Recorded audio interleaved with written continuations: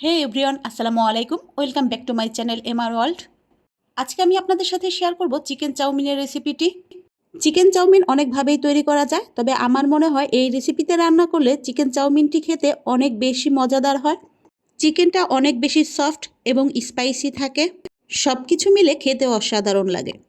আশা করি আজকের রেসিপিটি ভালো লাগবে। ভালো লাগলে লাইক, কমেন্ট, শেয়ার করে পাশে থাকার অনুরোধ রইল। আর এই চাউমিনটা কিন্তু দোকান থেকে কিনে আনা কোনো চাউমিন না, এটা ঘরে তৈরি চাউমিন। নিশ্চয়ই দেখতে পাচ্ছেন কি সুন্দর ঝরঝরে হয়েছে, একটার গায়ে আরেকটা কিন্তু মোটেও লেগে যাচ্ছে না। রেস্টুরেন্টে আমরা যেই সকল চাউমিন খাই ওগুলো কিন্তু ওরা নিজেরা বানিয়েই তারপর রান্না করে সার্ভ করে। যেহেতু আজকে আমি রেস্টুরেন্ট স্টাইলে চাউমিনটা রান্না করব, তাই হোমমেড চাউমিনটা নিয়ে নিয়েছি। এ পর্যায়ে মাংসগুলোকে ছোট ছোট পিস করে কেটে নিচ্ছি। এখানে বোনলেস মাংস ব্যবহার করতে হবে। হাড়গুলোকে ফেলে দিয়ে ছোট ছোট করে এইরকম পিস করে কেটে নিয়েছি। এ পর্যায়ে মাংসটাকে ম্যারিনেট করে নিব। ম্যারিনেট করার জন্য প্রথমেই দিয়ে দিচ্ছি ভিনেগার। এখানে 1 চা চামচ ভিনেগার ব্যবহার করেছি। গোলমরিচের গুঁড়ো দিয়ে দিচ্ছি 1 চা চামচ। চিকেন তান্দুরি মশলা দিয়ে দিচ্ছি 1 চা চামচ।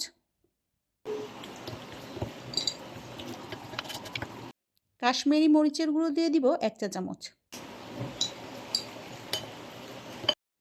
1 টেবিল চামচের মতো সয়াবিন তেল দিয়ে ভালো করে নেড়েচেড়ে মিশিয়ে নিচ্ছি।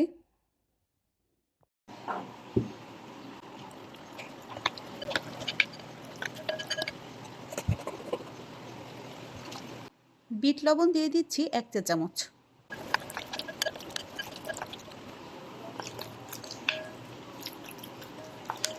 সবগুলো উপকরণ খুব ভালো করে মিশিয়ে নিয়ে 10 মিনিটের মতো রেস্টে রেখে দিব। প্যানটাকে চুলায় বসিয়ে হাই হিটে গরম করে 3 টেবিল চামচের মতো সয়াবিন তেল দিয়ে দিচ্ছি এবং ম্যারিনেট করা মাংসগুলোকে নেড়েচেড়ে খুব ভালো করে ভেজে নেব।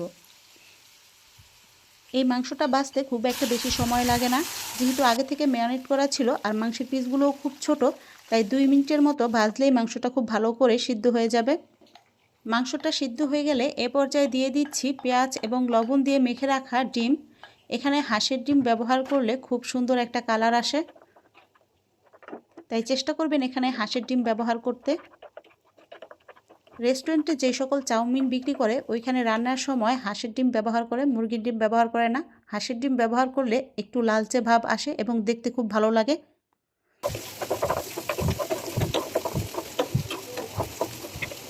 ডিম এবং মাংসটাকে আবারও 1 মিনিটের মতো ভেজে নিচ্ছি। এ পর্যায়ে দিয়ে দিচ্ছি কাঁচামরিচ। কালারের ভেরিয়েশনের জন্য এখানে আমি লাল এবং সবুজ কালার কাঁচামরিচটা নিয়েছি, আপনারা চাইলে শুধুমাত্র সবুজ কালার কাঁচামরিচটা দিতে পারেন। এরপর আগে থেকে সিদ্ধ করে রাখা চাউমিনটা দিয়ে দিচ্ছি, সাথে দিয়ে দিচ্ছি চিকেন চাউমিন মশলা। এ পর্যায়ে সবগুলো উপকরণ খুব ভালো করে নেড়েচেড়ে মিশিয়ে নিচ্ছি। মিডিয়াম টু লো হিটে রেখে 1 মিনিটের মতো খুব ভালো করে নেড়েচেড়ে মিশিয়ে নিব। 1 মিনিট পর চুলা থেকে নামিয়ে চাউমিনটা গরম গরম পরিবেশন করে নিচ্ছি। নিশ্চয়ই দেখে বুঝতে পারছেন কতটা ঝরঝরে এবং কতটা ইয়ামি হয়েছে। বাসায় একবার তৈরি করে খেলেই বুঝতে পারবেন যে কোনো নামি দামি রেস্টুরেন্টের তুলনায় এই চাউমিনটার স্বাদ কোনো অংশেই কম না। তাই অবশ্যই একবার বাসায় ট্রাই করতে পারেন এবং এর স্বাদটা কেমন হয়েছে আমাকে কমেন্ট বক্সে কমেন্ট করে জানাতে পারেন।